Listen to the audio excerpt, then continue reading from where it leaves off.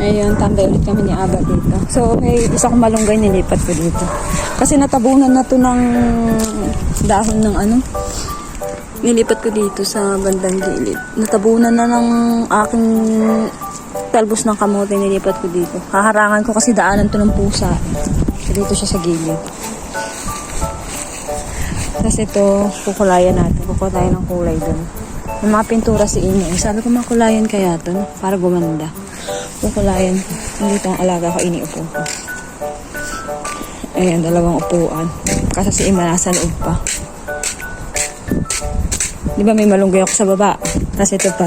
Oh, magdadahon na din siya. Di ba?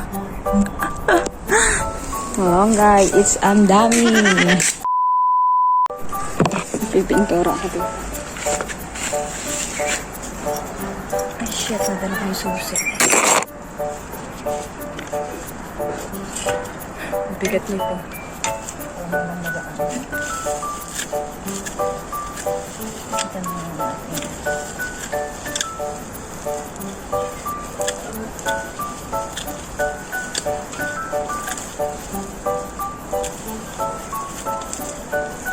Sumili pa ba ang umaga? Hanggang kulay green.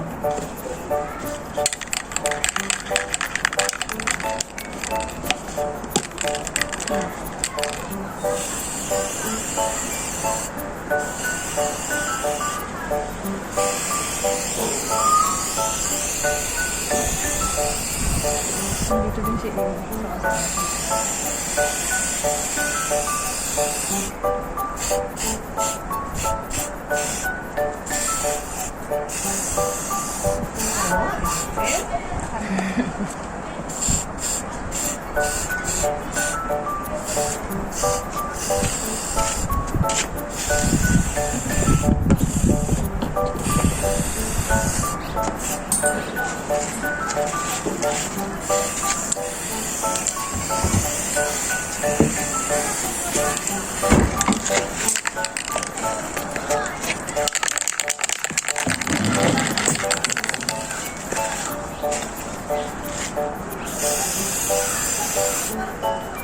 Deseba yaro ano?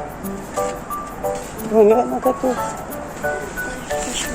A few moments later. So, ayan, ginabi na ako.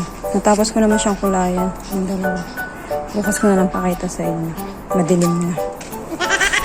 Kakapasok lang namin. So, alas 7 na. Kasi nga is malapit na mag-winter. So, madilim na talaga ng alas 7. Dati sobrang liwanag pa ng alas 7. Yun lang. Kakain naman kami ng dinner. Tapos,